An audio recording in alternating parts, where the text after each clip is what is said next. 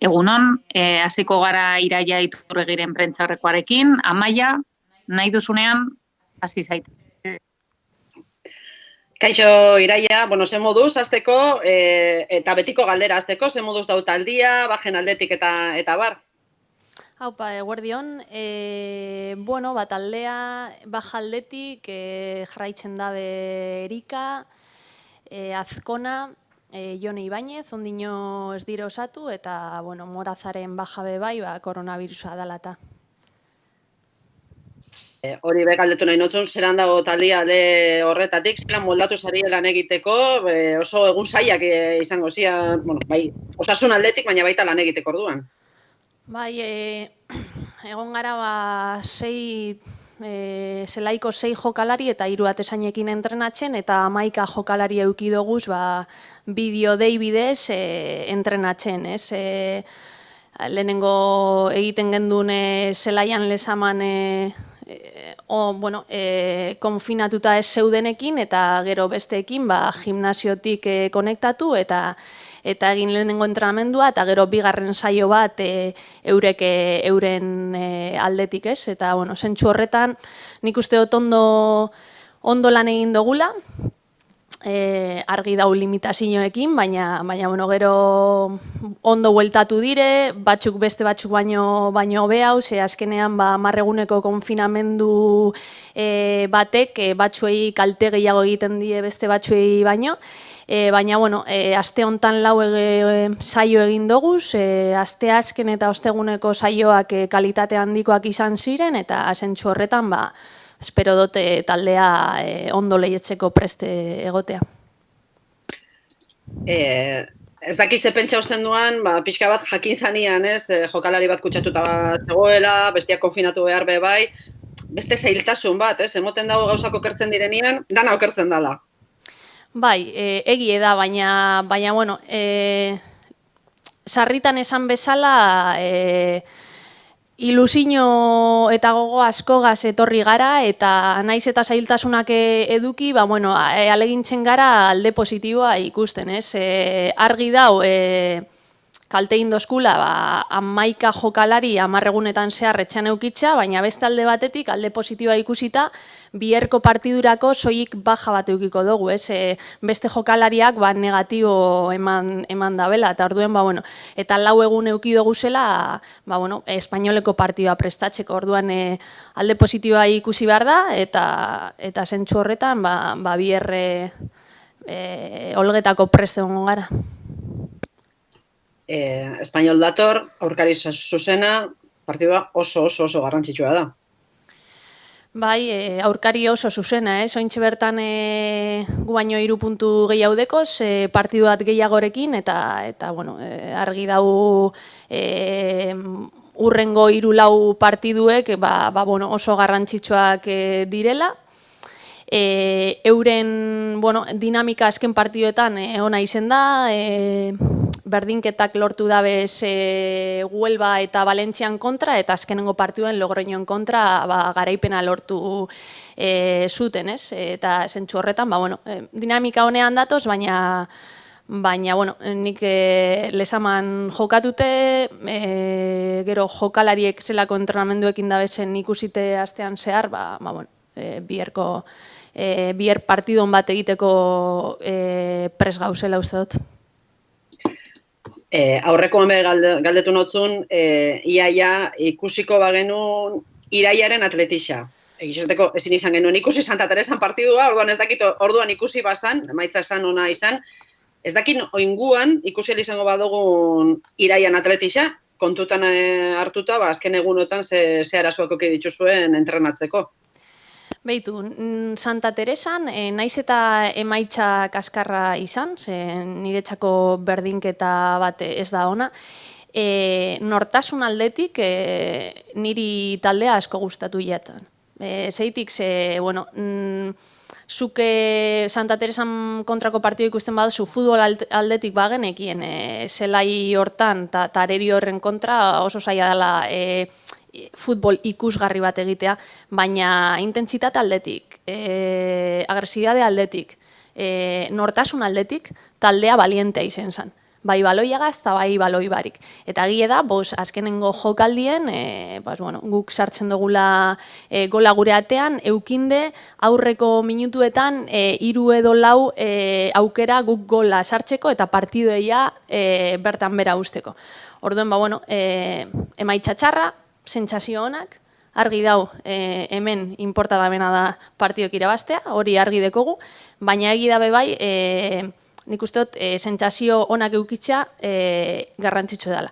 Eta orduen, partio honetarako, ganera etxean izen da, baina ez da bakarrik intentsitatea, ez da bakarrik nortasuna, egie da etxean gauza gehiago egin behar direla, eta baloiagaz protagonista izan behar garela, eta hortik helduko dira garaipenak. Argi dau etxean eta kanpoan jokatzen dozunean askotan zelaian karakteristika gaitik futbol ezberdin bat egin behar dozula, baina etxean izen da, nik uste baloiaekin protagonismoa guk hartu behar dugula, eta gero nortasun, Santa Teresan euki gendun nortasun bardine eukin, eta gero ganera baloiagaz gauza gehiagoin, partidue irabazteko aukera gehiago izateko.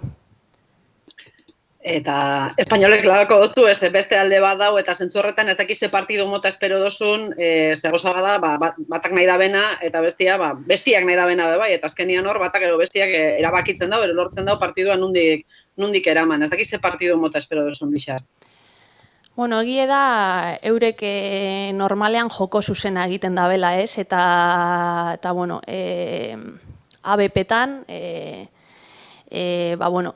gol asko sartzen da bezala, egie da jasotzen da bezala bebai golak, eta orduen nik uste dut hor dauela, ez? Gero eurek joko zuzena gazal egintzen dire bai dueloak eta bai bigarren jokaldiak irabaztea eta hortik petrolea ateratzea. Eta bestalde guk aleginduko gara baloia harin alde batetik bestera mugitzen, ia bai barrutik eta bai kanpotik bebai aukerak sortzen ditugun, eta zergatik ez bebai trantsizioetan haiei min egiteko aukerak izan, ez? Nere aldetik azkena, partida hori oso barneratuta dakazue, baina egisa da 3 egunetan beste partidu garrantzitsua dakazuela, gainera oso aurkari gogor baten kontra, ez dakit lan eitzen basarie partida bietan pentsatzen, zelan antolatzen da hor, gainera denboraldi honetan nolan gabiz, aste baten 3 partidu dakauz, gero 3 astetan bat ere, ez dakit zelan moldatzen ari zari eta zelan planifikatzen ari zarien hori. Azkenean entrenatzaile guztiok daukagu arazo berdina, ez? Eta zentzu horretan, lasaitasunez hartu behar da, eta gie da, partiduz partidu joatea, ze ointxe bertan ni Madrilen partidua aztekot buruen, eta ganera analistak ja egin dago bere lana, baina ondino eskatu dutxet, ondino informaziorik ez pasatzeko, ez? Espainolen kontrako partido jokatzen dugunean, gero bier arratsaldean hasiko nazia Madrilen kontrako partido prestatzen. Azkenean, ointxe bertan esteko egia da, gorputz teknikoan beti dauela, kasu honetan analista bat, pentsatzen da ari dala urrengo partiduan bebai, baina gorputz teknikoko beste ekideak eta bai jokalariak soilik buruan dekogun partidua da biertoketan dana, ez? Eta gero, domekangu ja azten gare domeka arrastien prestatzen, eta asteleneko entrenamenduerako ja badeko guzia tareak buruen Madrileko partida prestatzeko, orduen zuk esan dozuna. Azkenean ez dakigu bierko partidue olgego da, baina ez dakigu Madrilen kontrako partidua ondino olgeko dan ala ez, ordan esteko zentsu askorik. Egie da, azteko egun guztietan zuk lan egiten dozula zure jokoa lantzeko, baina aurkaria analizatzeko orduan eta tarea batzutan pentsatzen dozu zelan egin aldotxezun min aurkariari eta tarea horrek doaz soilik Espainolen kontrako partidua prestatzea. Mila esker, Amaia. Jarraituko dugu erderaz. Ireia, ¿cómo llega el equipo después de esta situación del positivo? ¿Con quiénes puedes contar? Bueno, siguen de baja Azcona, Erika, Yone Ibáñez y Moraza, que es la baja por COVID. A pesar de que bueno, hoy ya se ha podido incorporar a Lezama, aunque ha estado trabajando aparte. Y nada, las demás, pues hemos tenido 4 sesiones de entrenamiento para poder trabajar con todo el grupo.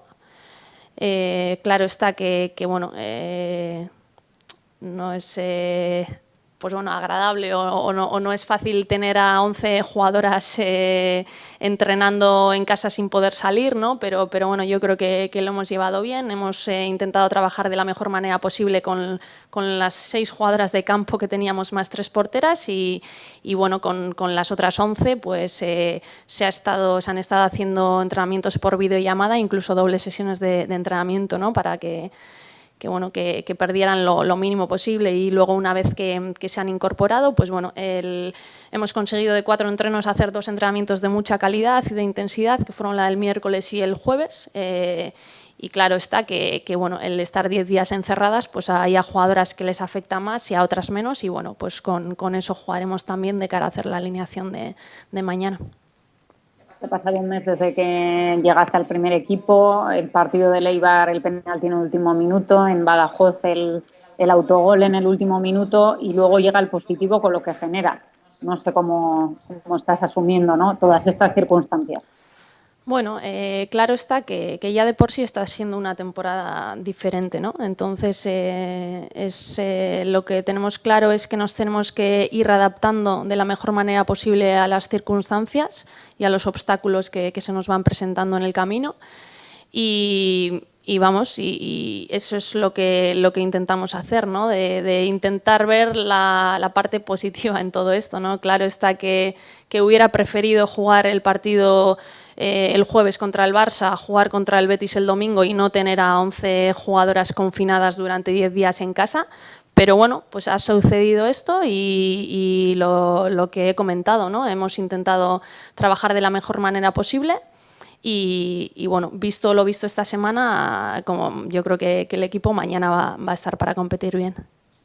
Llega el Español, que está a 3 puntos por encima en la tabla, ganó al Logroño la semana pasada de una manera muy sufrida. ¿Qué rival esperas y cómo afrontáis el partido? Bueno, es un rival que en las últimas jornadas ha conseguido puntos, ¿no? Empata contra el Huelva y contra el Valencia y la última jornada contra el Logroño consigue la victoria. Entonces, bueno, yo creo que es un rival que mentalmente pues bueno, va a venir con confianza a Lezama. Ahora, pues siendo nosotras, a pesar de que no estemos una buena dinámica, el equipo está entrenando bien, jugamos en casa y yo creo que en ese sentido, pues bueno, tenemos que intentar plasmar también en el campo los entrenamientos que estamos haciendo en el día a día. Intentaremos pues bueno, tener el control del partido, intentaremos también hacerles daño en las diferentes fases del juego. Hay que tener cuidado con ellas porque bueno, son capaces de hacer daño en juego directo, en las acciones a balón parado también es un equipo que consigue hacer ocasiones de gol y bueno, también intentarán transitar rápido, ¿no? Entonces, pues bueno, sabiendo también un poco y habiendo visto cuáles son los puntos fuertes y los no tan fuertes del rival, pues intentar nosotras sacar partido de ello. Para terminar, Ireia, ¿cómo manejas el equilibrio que se tiene que llevar entre las buenas sensaciones que decías en euskera que sabes que el equipo ha tenido en los últimos partidos y la no llegada de esa victoria que se resiste tanto? Mira, nosotros tenemos claro que en un equipo de rendimiento la prioridad es ganar. Yo tengo claro, a mí el chip te tiene que cambiar cuando estás en el filial que cuando estás en el primer equipo. El primer equipo, prioridad absoluta, ganar los partidos. Ahora, es verdad que no es lo mismo perder un partido, empatar un partido y tener muy malas sensaciones y la sensación de que no has tenido opciones de ganar el partido, al revés. Yo sé que es complicado, que el equipo esté entrenando bien, que el equipo pues bueno, haga muchas cosas para ganar, que tenga las ocasiones que tiene y que no consigamos la victoria. O sea, eso es verdad que bueno, pues llega un punto en el que dices, ¿qué más no nos puede pasar? Pero es que la línea que tenemos que seguir es esa, de tener buenas sensaciones entrenando, de currar como están currando, incluso después de haber estado confinadas. La calidad de entrenamiento del miércoles y del jueves fue altísima, tanto a nivel técnico, táctico como condicional. Y a partir de ahí también ya no es que solo sea sensaciones, ya es que los números también, miras los números que nos dan pues bueno, plataformas como Instat o StatBomb y estamos viendo que el equipo llega más, que el equipo tiene más ocasiones, que el equipo tira más entre los 3 palos. Entonces, en ese sentido, pues bueno, son datos que evidentemente pues refuerzan un poco las sensaciones que estamos teniendo, pero claro está que lo importante es la victoria, pero yo confío en que la victoria va a llegar con esa mejora, ¿no? Con esa mejora de sensaciones y esa mejora en las diferentes facetas del juego. Eskerrik asko, Idoia. Zuei, agur.